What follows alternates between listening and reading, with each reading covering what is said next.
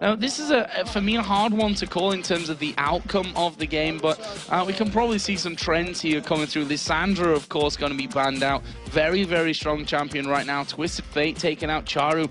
Loves to run that Twisted Fate, even with a teleport. No problem to have 2 in there, so not wanting to let that one go through. Yep, I'm actually really surprised to see Twisted Fate banned out against Charu, because he's 1-5 with him so far, which isn't honestly a good record. I mean, then again, Makers haven't won that many games throughout the entire season, but it's just, I don't know, it's just a weird ban. But we are seeing the Evelynn, which Meluna we have seen play before, I believe, and it's one of those tricky junglers that mid-game you're really powerful. The whole stealth detection in terms of buying an Oracle that early is a little bit risky, but obviously with the change to 3.9, it doesn't hit you that bad since you can use it through death. And then the Elise, take away from Kuban, why not? You have to. And the Karthus as well. I mean, we've seen that Meet Your Makers can play him in the mid lane, can play him in the top lane as well, of course. So, wanting to get that one completely out of things. And what am I going to go for? There's Kuban on your screen and looking a little bit confused about things going on there. There's a lot of eyebrow movement going on from this one, which indicates to me that Meet Your Makers were probably not expecting that Karthus maybe to go out and wondering exactly where they're going to put this first pick. Hey, look back to his Karthus against Ultra versus Kerp in the top lane. Like, he got double bust off of RNA right off the bat, but that one little misstep gave Kerp double bust, gave him the strength to pretty much fight him, and it looks like they're still not even sure exactly what they want to go. They're still kind of arguing. They really want to win this game, and looks like they will go for Jarvan, which that's not really a champion that Makati plays. But we think back to when he first started Shed Nautilus, and now as you saw yesterday, he played Lee Sin, so it looks like he started to change up his jungler champion pool a little bit. Yeah, started to go in there, you know, those more fighty junglers rather than going for the pure utility, really, that he was playing a lot of the time. So, and Ninjas in Pyjamas now got 2 picks. Are they going to be thinking about AD carries? Of course, Freeze himself doing incredibly well up until now that he's recovered from his sunburn that he had over in Tenerife. But looks like they're going to lock in the Thresh for Deficio, who's done really well in the past with that. And also the Rise coming in for Maimon. Of course, that's the champion we saw him running yesterday. Yeah, it's really weird because when we heard him in the interview and when we talked to him, he likes, you know, Rengar, likes Evelynn, like the stealthy champions, like to be really aggressive. Rise isn't necessarily that kind of champion in the beginning until you get tanky enough to really handle the damage that comes right back at you. But, I mean, he didn't do terrible on Rise. He did lose to Wicked in terms of farm earlier on, but we can pretty much say that was just due to nerfs.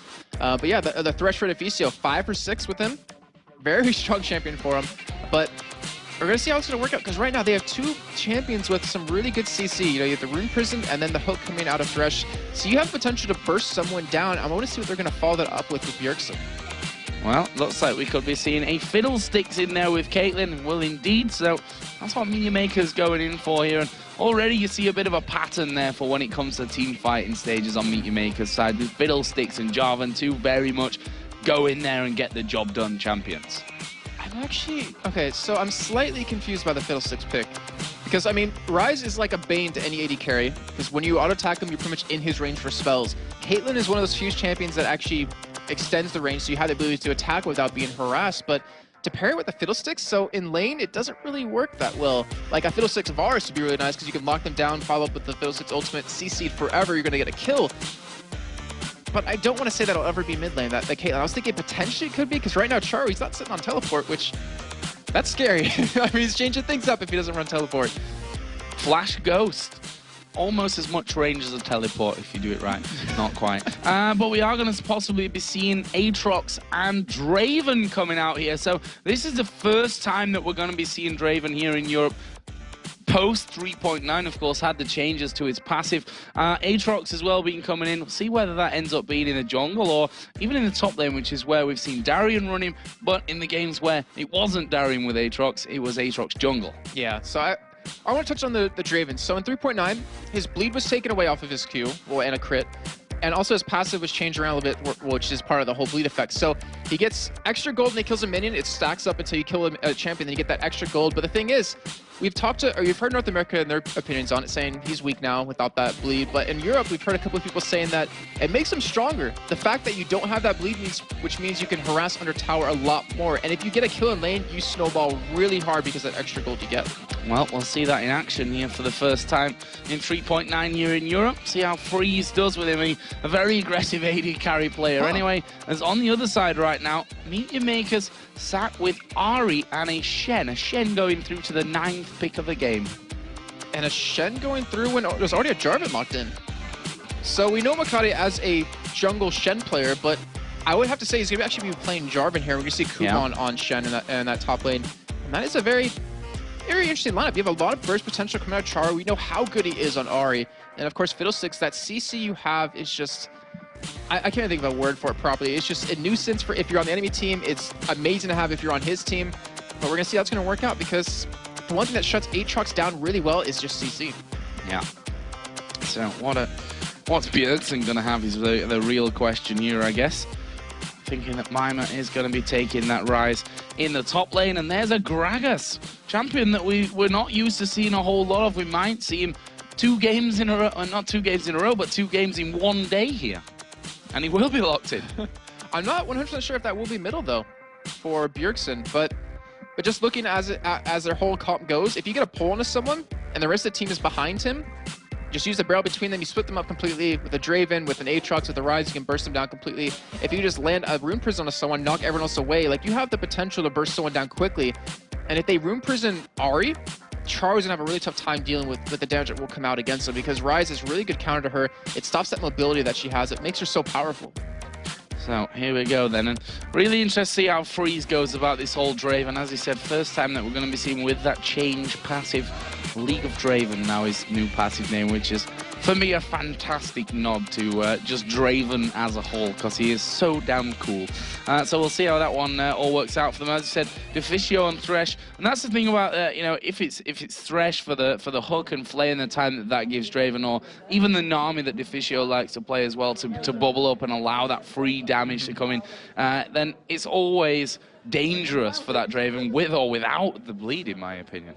Yeah, it is, and we're gonna see how they're gonna play it though. I agree with you on this. I'm 100% curious to see how they're actually gonna pull this one off, what they decide to really do here. But the Gragas, like that, it's still confusing me a little bit. I mean, it's not a bad champion, and if you build it like a certain way, you have the damage or the potential to burst someone down from 100 to 0. Not to mention, you do have a nice range ultimate to use against Fiddlesticks to stop him from ulting in if you can spot him before that happens. So we can see that players loading into this one, our final game of week 7 here from Cologne. Mima on your screens, the new guy for Meet Your Mate, for NIP. That would be a real turnaround in the course of one day if he'd managed to get himself onto the MYM team by now. Well, that is Meet Your Makers, a team at the bottom of the league, and a win here in the final game of week 7 would go a long way to giving them some confidence back, I think, Jason. Some much needed confidence too. I mean, they could really use it at this point to really kind of fight for the top of the tables. And let's take a look at Freeze's runes. He's running 19 flat on Repent, so it's a little bit similar to what he normally or would run on Draven. Just stack that on Repent because then you do so much damage to that person. And right now they're kind of poisoned to go for red here, and Defiso is just going to ward up to see any invade coming at him right now. And Kade taking that flag toss is going to be able to spot NIP, going to be able to stop it, but I think they're going to still commit for this invade. Well, the ward was put down on the top side by Deficio there just to make sure that they've got vision of MYM if they decide to try and turn the tables and go for that red buff. Livic himself had warded down in the bottom of the tri-bush. They've not got one on the top side, though, and Livic's the only man with wards at this point for MYM. So unless he comes down and wards there, there's going to be no vision except this lone Jarvan in there who actually gets away, but there is the body slam through the wall. They're going in towards Makata now, but are they going to be able to have the range to keep this one going? They can't get in there, and they decide to actually ward and move off. They could have. They just didn't know where the rest of Mutual Makers were, because Bjergsen, his body slam is off cooldown in 1 second right after he used it there, and would have been able to slow, would have let the rest of his team catch up, and that would have been a kill. But playing it safe, they don't want to give up any kills early on. I mean, this is a big game for them. If they win this one, it'll help, you know, bring them together as a team, since they obviously have that new top laner, and help get them one step closer to the top of the table. Well, we'll see about that one. Of course, NIP right now currently 10 wins for 9 losses. There's the stats from Mima yesterday. 3-3-5 on Rise against EG. And not a super impressive scoreline overall, but the damage output that he was doing later on into the game was really a big thing for NIP. Yeah, I don't think that represents exactly how that game really went, because it wasn't a very high kill game. True. I mean, so 3-3-5 is pretty much, you assisted in over at least 75% of all the kills that happened throughout the whole thing. But Lino going to be taking blue. Is actually a little bit slower right now than Makade, but that's due to having that Caitlyn Fiddlesticks top lane where they could help out a little bit quicker. So it's going to slow him down. But we talked about this yesterday, that Aatrox, he's a really strong early game jungler, and if you don't make those ganks happen, then you kind of fall off a little bit, just like Xin Zhao. So let's talk about the lanes here then as they start to shape up. We're going to see the duo in that top lane, and of course it's going to be Fiddle and Caitlyn versus Draven and the Thresh. So talk us through that one here, Jason. I mean, what's your opinions on how that one's going to go down? Well, if a hook doesn't land, it should be a pretty easy lane for Caitlyn and Fiddlesticks, just because if Draven does get in, you can just fear him and keep him off of you, or even exhaust him like that. But he has cleanse, so with that down, that means he cannot get away from the fear that's going to come out of Libic. So that actually gives him a nice strong advantage, and it looks like NIP, they realize this as they're backing away. Yeah, interesting to cleanse that one off straight away. I'm not sure how much of a real danger there was there for Freeze, but obviously didn't want to take too much damage and wanted to stay in there as they go on towards Rise. Slow does come down, but Mima not really in too much danger from that one, and he'll walk away. No first blood just yet. Just making his presence known right there, but that does let the rest of NIP know in the top lane that Jarvan's not going to be there. Makati won't be there to stop them, so they could play aggressive, but just with that cleanse down, you see how passive NIP has to play. And Freeze is going to have a tough time. He's already down CS against Caitlyn, who is a naturally strong champion against Draven. As you can see right there, has the range advantage over him, can just harass him down. And you're going to see a Freeze. He's got to be able to farm well. He's got to be able to do well early because he's all dependent on that and how his items build into that late game. That was Maluno just waiting off to the sides here to see if he could get any kind of chance to get it on towards Charu, who is running teleport. We kind of put you off it earlier on when we were talking about Ghost and Flash, but of course, he's running that trusty teleport. Wouldn't really expect anything different from Charu, as NIP here having to farm up underneath their own turret in the top lane. I think Freeze is fine with that, though, because I mean, you have so much AD that it's really easy to farm under the turrets. You don't even need the support helping you last hit here. But Maluno, he was sticking around middle. He wanted to make a gank happen, but unfortunately for him, he just didn't have that possibility. Right now, Bjergsen, he's farming decently well. Charu should be able to beat him early on just because of that range advantage. And as long as he stays within 10-15, it shouldn't be that bad for him. So top lane now being frozen out a little bit more in the middle of the lane by Meteor Makers. Want to have the chance to at least put down some damage onto Freeze as he comes out to try and get that farm with the range advantage that they've got over him. Not to mention that horrible silence that comes out of Fiddlesticks every so often that could really throw them off and stop them getting out what they need to get out if it turns into a fight. Everything about Fiddlesticks is horrible if you're on the other team. Well, yeah. I mean, that's how I'm looking at it right now. I mean, you even forget about the passive of him where he reduces the magic resist of people around him, so that makes Charu even stronger. You stack that with the full penetration build, which I don't think is actually going to be going. It makes you do so much more damage, but NIP, they're having a tough time, but they're able to farm on a turret really well. I mean, he's not down... Well, no, he's down quite a bit of CS. He's down 15 CS right now, but he still should be able to farm quite well. Maluno, he wants to make something happen, but right now, you do have the hook landing. Oh, the hook landing in on towards Libic here. Can Maluno get involved? Freeze is super low, so they can forget him getting joined in on the fight as Libic is going to flash. There's a jump in. First blood comes down for Deficio, but here comes the teleport. Charu goes in. He's going to pop the passive there of Maluno. Have they got the damage to keep them away? No. Charu gets one. Ulti running now. Has he got enough damage to get two? He goes to Freeze. Gets a double kill. The hook actually missed there from Deficio. That could have been the kill for him under the tower, but nicely done. There's the teleport again from Charu coming up big. And just showing why he loves that summon. Now Bjergsen just going to push in that lane, but a great job of him to come in. It was I wanted to think a little bit too late, but when they realized how much damage they did back to the team and how they realized that Freeze, he got hit with a Piltover Peacemaker right as the fight started, so he wasn't even in the fight, and they knew that they could actually be able to turn that around, pick up 2 kills, but Bjergsen, he's heading top for macro. He is level 6, and he is spotted by a ward, but I don't think he has the damage to kill him. Well, Makler, what's he gonna do here? There's the body slam missing. Makler flashing away from the Baron. He's like, what damage, Bjergsen? None of it's gonna hit me. I am out of here. But flash burn, I suppose, and that's something for them to look forward to as Makata comes in here on towards Mima and decides, nope, not gonna be able to really push down for him. Kuban actually right now got a 12 CS lead over Mima and the level advantage. I'm really surprised by that. Well, no, I'm not surprised by that. I'm surprised by the fact that Makati's camping him quite a bit. I mean, yeah, they're trying to pick off, I want to say they're weak link, and I don't mean anything bad by that, but just weak link in terms of not playing with NIP as much as Extinct did previously. So he won't be obviously in synergy with the rest of his team, but considering they're ganking him and not Bjergsen, not Freeze in the top lane, it's a little bit odd, but so far it's working out. It's allowing Kuban to get strong, it's allowing him to get that free farm, and he's going to become a real nuisance when he starts a split push. Well, Freeze already with that one death actually picking up the Vamp Scepter has his first item in there. Double Doran's Blade and Berserker Greaves all done up here for Makla's Caitlyn. That's going to give him more chance to be dodging those hooks that come through and generally just being a lot more mobile and able to escape from any pressure that comes down for NIP. Right now it's the 600-700 gold lead for Meet Your Makers after everything that went down there in the early stages, but almost 8 minutes in, pretty low scoring game up until now. Yeah, and we look at where those kills went. I mean, you got to keep in mind, they went over to Char. Look what he came back to lane with. A Nisi large rod. 7 minutes in. Like, that is really hard for Bjergsen to deal with. And when his ultimate's up, Char, I mean, he doesn't have Ignite, so his kill potential in lane really kind of diminishes, but with the Nisi large rod, he's still going to hurt quite a bit. He still should be able to pressure Bjergsen quite well, but there still always is that threat of Bjergsen trying to one-combo him.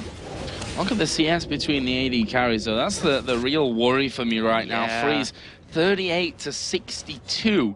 That's already a 5,000 gold lead. That's a 5,000. Wow, that would be really impressive. 500 gold lead that's appeared for Makla. And it's all due to him blowing that cleanse right off the bat.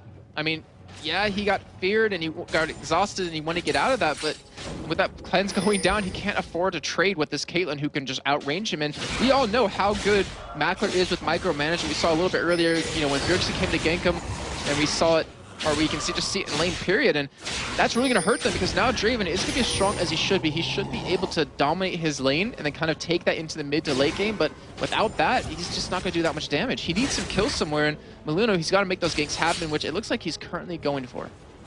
Well, we'll see about that. He's on the top side of the map at least, but looks like he's actually headed back down here. So NIP really struggling to get in there and really get anything done with the jungler. Makata, meanwhile, is headed up into this top lane. There's a ward down in that brush, which NYM should be aware of because they put their own ward down and Freeze actually attacked it there. So they know that they've got vision in.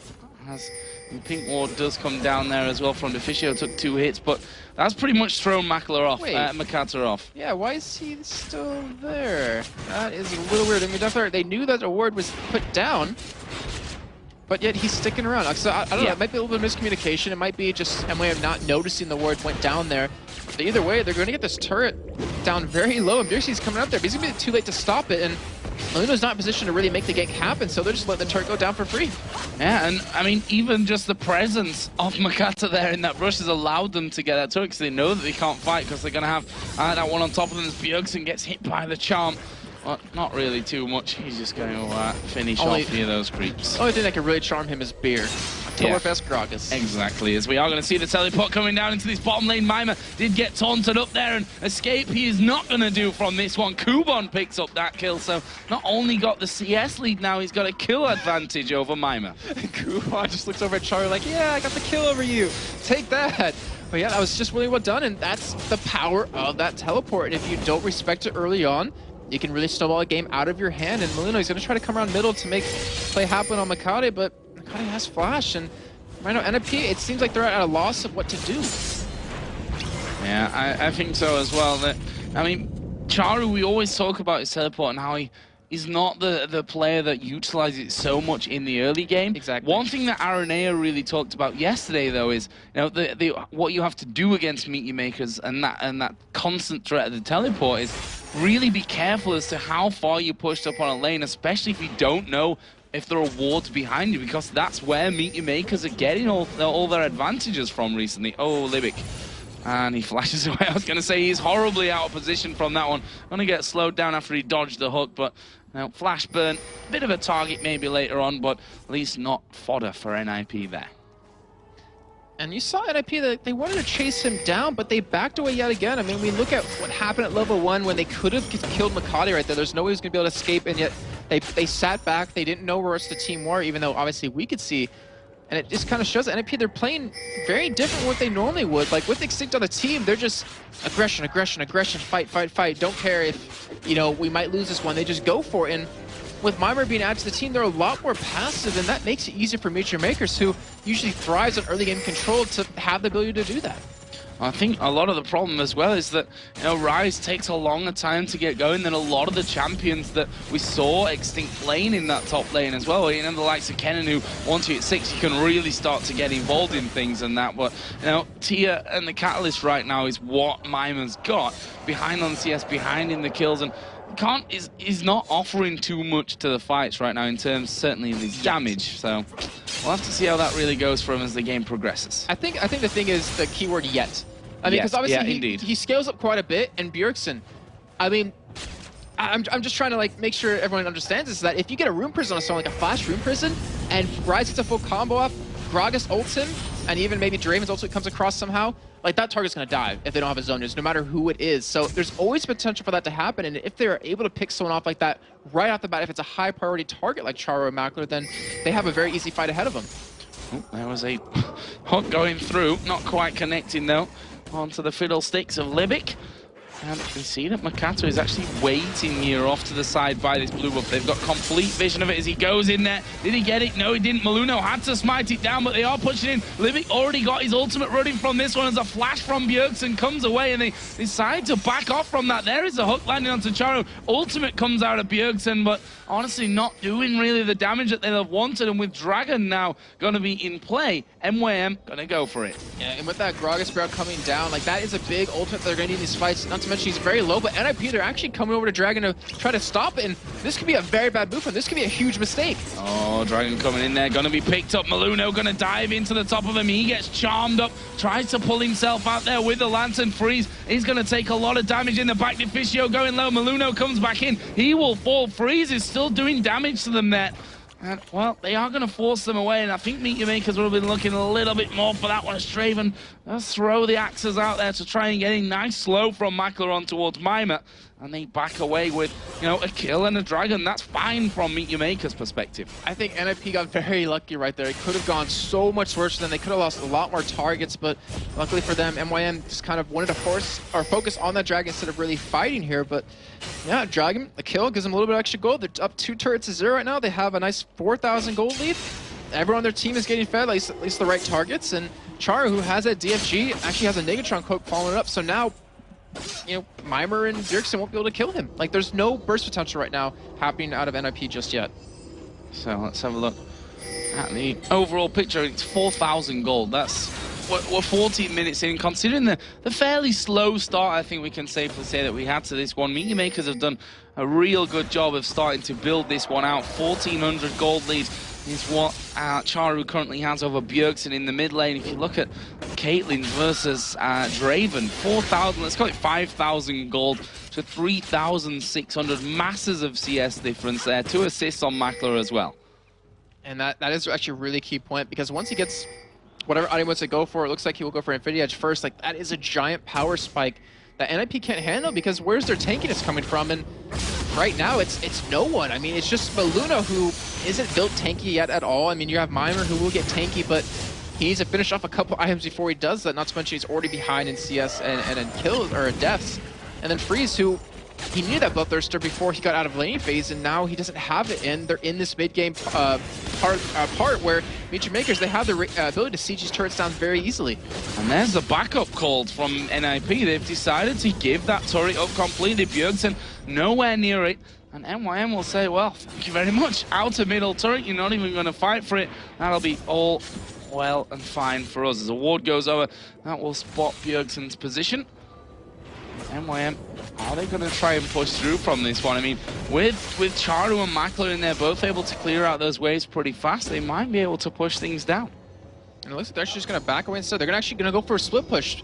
But it's very smart by Meet Your Makers realizing that, hey, we're really far ahead. We've seen in the past they kind of struggled with a gold lead, even though it'd be, you know, exponentially in their favor. They would still be scared to really pull off an engage. But Maluno gonna get caught, but that was not a smart ultimate on Makade. No. Kind of obvious for me of Aatrox was going to be able to jump away from that one as they go in on towards Mima. Ace in the hole comes through as well. Can he escape from that one? Just about. And that was just the last charge there from Charu's ulti that connected to him. Didn't quite have the damage to get the finishing touches off, but they may have done enough with that to get themselves another turret here. And look where Kuban is, split pushing away, because he's Shen, he's strong. He doesn't have his Sunfire Cape done just yet, but he has ability to do this, and if MYM wants to, they can do that Libic ultimate over the wall and have Kuban come in with his Stand United. But in the meantime, they're just going to back away and go and spend a little bit of gold right now, as the Infinity Edge should be done very soon for Mackler. And the thing is, like, we talked about Mutual Makers in the first couple weeks. If they get that first turret down on you, if they get control of the game early on, they're going to be very aggressive. They're going to ward your jungle like crazy, which allows Charo to really hop around the map. And we talked about them in the pregame saying they've been changing up their strategy, but it seems like their old one's working out well for them. It seems like they've figured out a way to make their early game more powerful so they have the ability to control it and then just kind of fall back to how they know how to play. Yeah, which is that full control play style. We see their Bloodthirster now finished up by Freeze. Abyssal Scepter coming in as well for Bjergsen. The Rod of Ages is done for Mimer's Rise. So that gives them a lot more power coming through from this one. But Meat Makers won't be far behind them finishing off some more items. Yeah, you give them like 1 or 2 minutes longer. You're going to have the Abyssal done. You're going to have the IE done. You're going to have a Sunfire Cape hopefully done for Kuban. Actually, yeah, it would be done very soon because he's just been pushing away, farming up quite a bit. The thing is, like, with how far Freeze is behind, Kuban only has to worry about the AP damage coming out of Mimir and Bjergsen. Like, he's not going to take any damage for Freeze with that Sunfire Cape, so that's why he's rushing that Runic Bulwark. He wants that extra magic resist. He wants to be able to give that to the rest of his team, because Charo with an Abyssal and a Runic Bulwark is going to be so hard to kill for NIP. Well, we see them here coming in towards that blue buff. The small blizzards taken away there by Makler.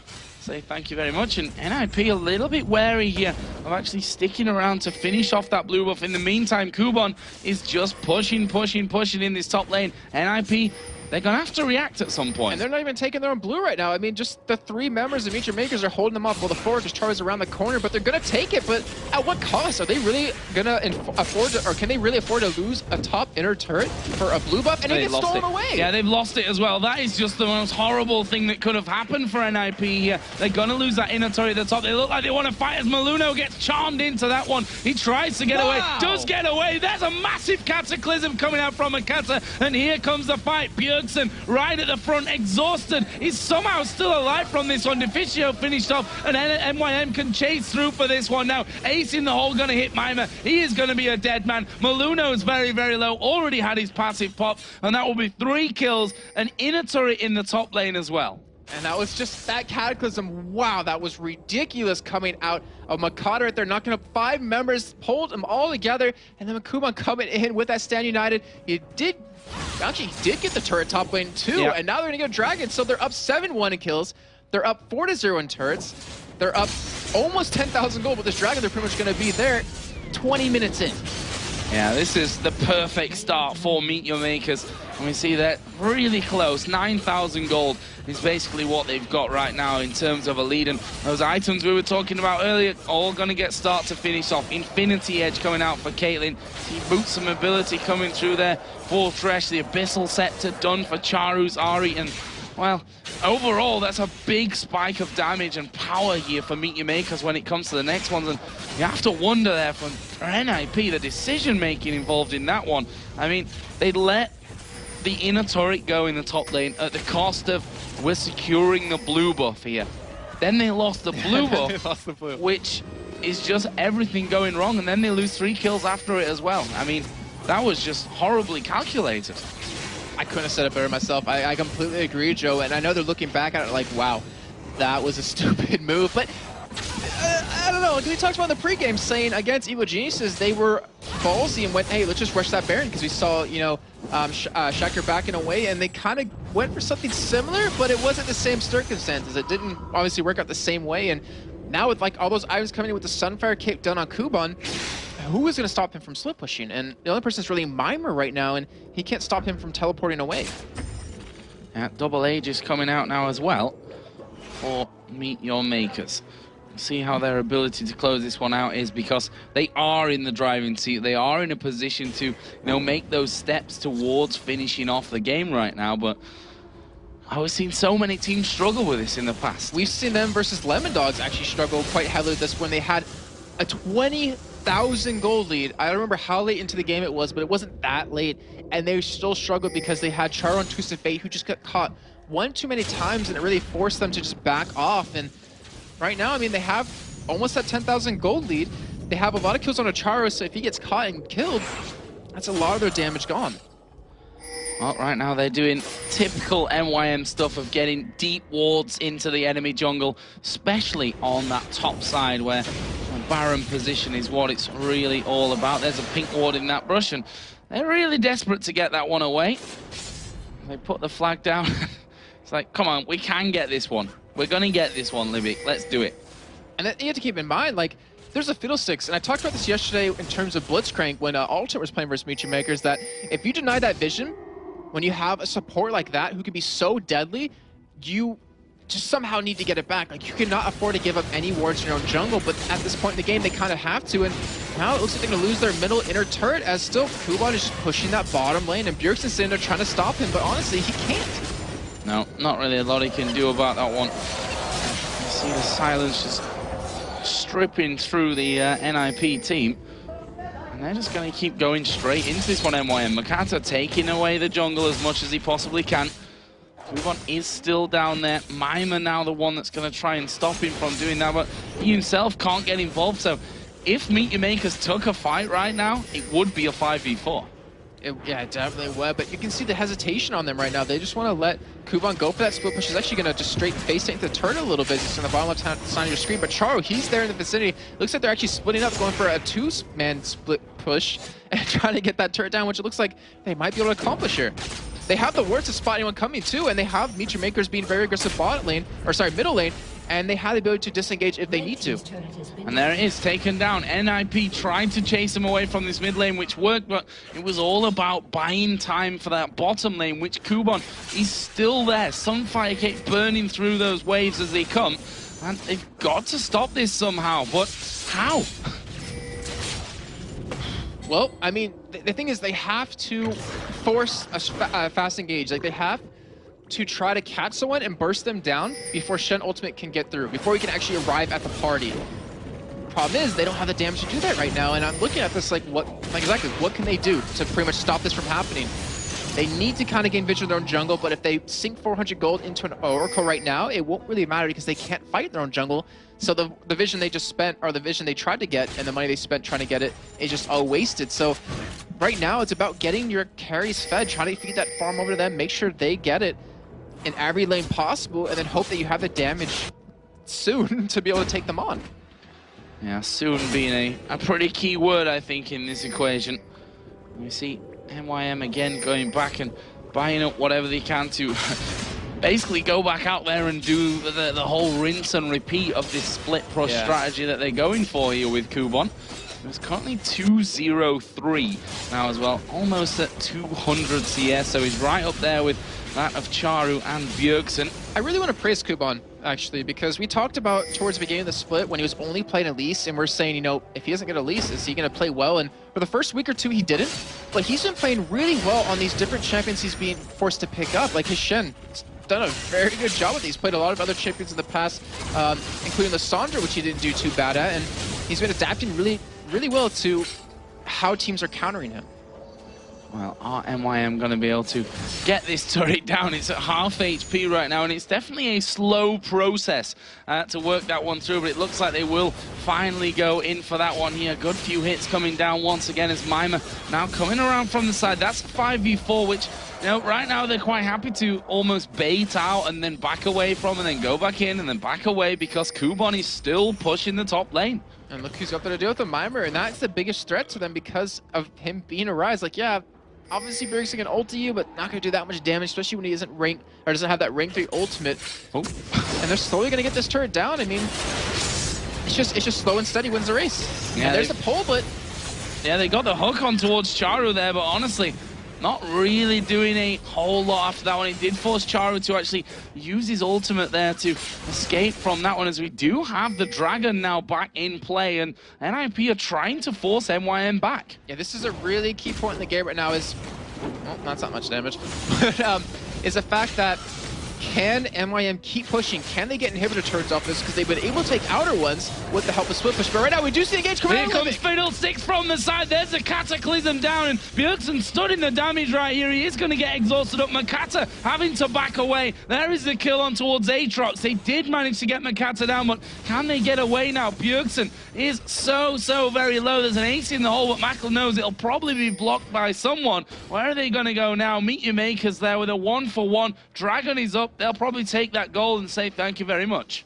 I don't know if this is a smart move by them to just give it away, because they're going to have such a tough time taking the inhibitor turrets down. They have a man advantage right now. Well, not a man advantage, but they have an advantage just in terms of having the initiate out of NIP be down. They don't have a Gragas ultimate. They don't have Luna to jump in there, and they have the ability to siege these turrets down very quickly.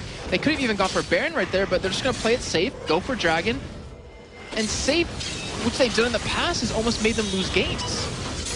There is the Dragon going down nonetheless, and 12,000 gold is what Meteor Makers have right now. And I remember that game you were talking about, because we were casting in like, okay, Meteor Makers, they've got a 4 million gold lead. They've got the best items, you know, 2 or 3 items more than their opponents. They've got the ability to do this one, but the pure caution coming out from them, which you can understand as well. Everything is on the line right now. There's so much pressure on these teams. You know, we always talk about the advancement towards the World Finals, towards those playoffs. That is what they're really aiming for. But there's also the flip side of that, that if you start losing here and you finish bottom, you're not just fighting for playoffs, you're actually fighting for your whole careers from that as well. So there's pressure from both sides here on both of these teams, so that's why they're being so cautious. Meteor Makers here, I've actually got that Oracle running of Pink Watered Baron. Will they go from it? Form says no for me at this point in the game. And the thing is, there's a fine line between being cautious and too cautious, and they're trying to walk that very thin line, and they're kind of having a tough time of really seeing where that line comes down. As Livic kind of dodged a pull there, that might have been the engage that NFP was looking for, but I mean, you're very right. Like, if they are at the bottom of the table, they're fighting for their career, they're fighting for their jobs, and we saw how hard it was on some of the players last season. You know, with a no-no off of Against Authority, like when he didn't requalify, we saw him, he was so broken, he was so upset. And you can imagine that anyone playing an LCS right now would have that same response. So, we've got a 2-man Baron attempt from Meteor Makers. NIP currently are sat back, being pretty much zoned out by the annoyance that is Surprise Party Fiddlesticks and Charu in there as well. And this Baron is going down slowly but surely, and he is going to go on to Meteor Makers now. Solid pickup from them. NIP didn't know it was happening. And they haven't spotted it yet. And then they spotted it now. I was like, are they going to try to make a play happen off this without it being spotted? But yeah, with the Baron, like, if they can't push an inhibitor turret down now, then they are giving NIP the time to farm up their items, because they're ahead, you know, across the board in terms of that. But the longer they stall this game out, the stronger Mimer's going to get. I mean, look at his items. He's getting there. He's got the magic resist now. He's got the tier stacked up. He's got the Rod of Aegis stacked. He's going to let Bjergsen get his death cap, so his damage, you know, spikes up. Maluna's going to get even tankier. Freeze is going to get the damage he needs. So if they don't make a move soon, the whole 10, 14,000, whatever amount it's at right now, gold that they've been able to accumulate for the past 30 minutes is going to be for nothing. Well, we'll see. MYM, as you said, they struggled to finish out games. The thinking behind that one, I remember the interview with Makatu who said, you know, one mistake is all you really need, and you can really lose a game like that. So they're obviously sticking to that mindset here, the whole careful, slowly but surely kind of mentality, which, as you said, let's not forget, NIP yesterday were behind against Evil Geniuses. They were in a position of pretty much losing that game the way it was going. They sat back, they patiently farmed things up, they got to a position where they could actually do something, and one smart decision or bad decision, whichever way you look at it from EG's side, they were able to get straight back in and win that game. Yeah, and there's one thing you have to keep in mind on top of that, is that if they do lose someone, you know, Meteor Makers does lose a member of their team right now, NIP has 0 turrets. That is so much free gold sitting there waiting for them to pick up if they do get a 5-man push somewhere, that they can just buy items pretty much out of nowhere. So you're definitely right. Like, they need to be cautious, but they also need to get an inhibitor down. Like, they need that little crack in the wall to become the hole in the wall for them to finally get through and start to get this game locked down. Well, we see that they are finally starting to push up this middle lane now. Waves not lasting very long when Charu and Makler get themselves going. Sorry, already down to half. Makler actually getting hooked in. They're going to barrel him down. He's a dead man as Mimer picks up that kill. Meteor Makers start to back away, but they're chasing him for this one. Flashes from Meteor Makers. They're getting off, and that's the kind of thing that Meteor Makers were talking about. Your AD carry getting hooked underneath the turret, absolutely destroyed from NIP. Yes, they threw pretty much every single ultimate at that one, but they got the AD carry down. They're saying worth. But, I mean, we think back to the spring split with Deficio on Thresh.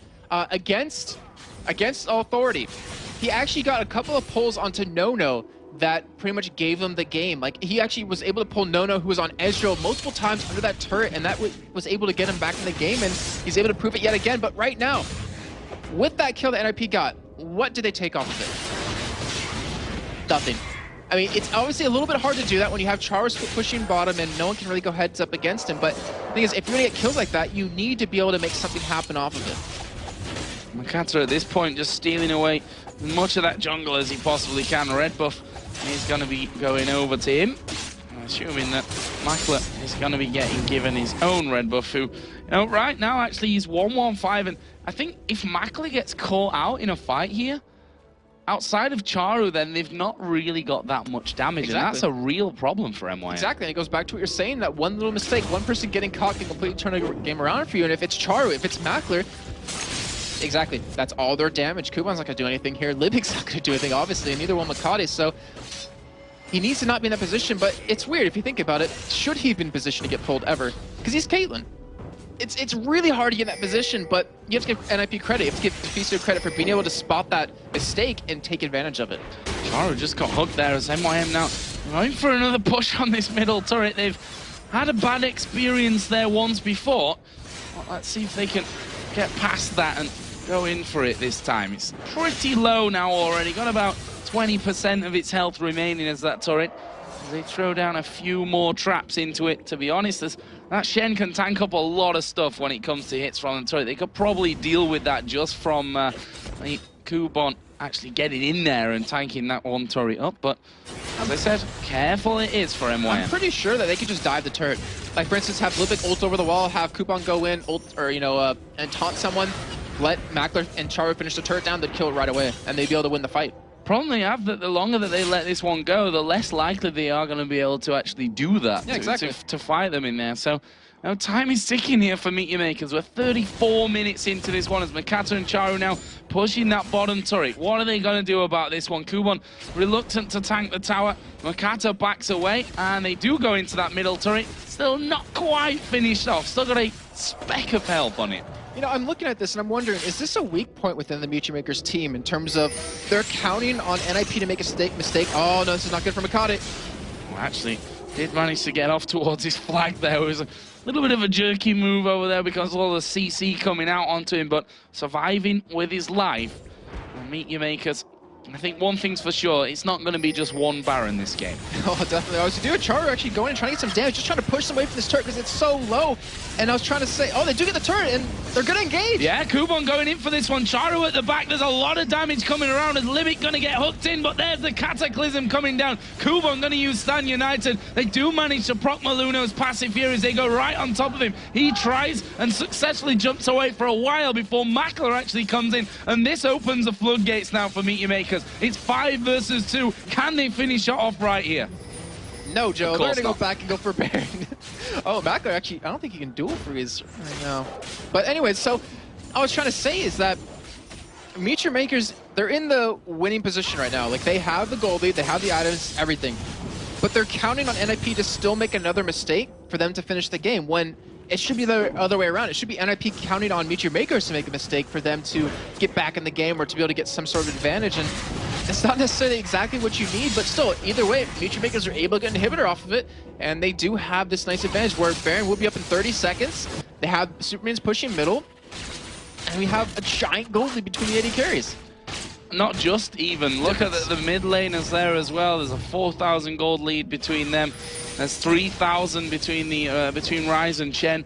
The supports, if you look at that, if you want to, we might as well. We've got a little bit of time, I think, left for this one. 2,400 is the difference in there as well. So now at this point, Meteor Makers, you know, they've made those steps of actually taking the inhibitor down. Baron's coming up here next. They've gone back. They've bought up Infinity Edge, Phantom Dancer. Bloodthirster now in there for Caitlyn with a pickaxe as well, working towards that last whisper. We've got the makings of a Randuin's Omen on fiddlesticks at this point as well, just to show you how that's going. It makes sense though, because we saw over an NA Nintendo Dex, I believe from Team Coast, actually built tank fiddlesticks in the jungle because your base numbers on fiddlesticks ultimate is ridiculous. And NIP trying to make a play there. I mean, they didn't have the Oracle, I believe, so they couldn't even kill the ward that was in there. But I mean, the base stats on Fiddlesticks' ultimate is just really high, so you just build straight tank, pop the Reynas when you get in the middle of them, the whole team is slowed, and it allows for Kubon to hit a nice, easy taunt. Well, let's see how far they get in that. Let it reset, guys. Calm down. Baron's just going crazy there. He's like, no, I've not reset yet, Lyric. I'm going to hit you for a while. You see ulti thrown out there by Freeze to push out that bottom wave a little bit more. Deficio here getting out of position there and trying clearing out some wards. And NIP look like they don't want to give up Baron 2. It looks like their idea for getting back in this game as it was against EG is to make a play on Baron. But what's so weird is this is the first time they've been out of their base in the past 10 minutes, it feels like. They do have an Orc on Deficio, luckily, but they're not clearing out all these wards that are currently around everywhere. And in the meantime, Kubon's just still pushing bottom. We saw how that happened earlier on with him in that top lane when they were around blue buff, and it worked out horribly for him. Now they're doing it again with red buff, and it gets stolen away. Nicely done by Mackle there. Piltover Peacemaker comes through, says thank you very much. As you said, though, Kubon split pushing this bottom lane. The turret is low. He's going down here, possibly just to those minions coming in. Kubon does actually back away from that one. Meantime, actually it's not quite as low as I figured out, but I think it will go down. Baron has been started by Meteor Makers. Turret does fall in the end. There's Stan United coming in for Kubon, going in on top of Mackler. But can they actually get in here and make anything work from this? They keep that Baron going. Mackler actually going in there from the backside, so Baron has been started. There's the ultimate out of Bjergsen, and that's really one thing going down as the DFG comes in there. Charu going very, very deep, but he's done so much damage. Taunt doesn't quite land. Ace in the hole goes through to hammer down Deficio as they turn, hit Kubon, but look, he doesn't take any damage really. More than half of his health still left after that fight. He's got a Warmogs running forward, plus a Sunfire Cape as well, and we're now with the second Baron of the game, a naked inhibitor on bottom. It's their game right now to finish. And I think they're going to be able to do it on this next one. NAP, I mean, you heard Demon say it earlier. The chances of coming back from 2 inhibitors being down is so ridiculously low. It's so hard to do. And NAP, they need to fight on this, but they can't fight against a Baron at Meteor Makers who are still being very hesitant for some reason. They have Baron. They have an 18,000 gold lead, and yet they're not committing to this. Well, slow but sure, Jason. We've learned this about Meteor Makers by now. Not quite fast enough, I think. As the inhibitor down to half HP, or just a little bit less at this point. The barrel's only going to explode in a certain range. That's never going to change, guys. You can still dodge it, but no. All that wasted beer, though. So all that wasted beer, bad times. Now we see the charm landing onto Maluno. He's going to get his passive pop, but are they going to stick around to try and kill him off afterwards? The answer is no.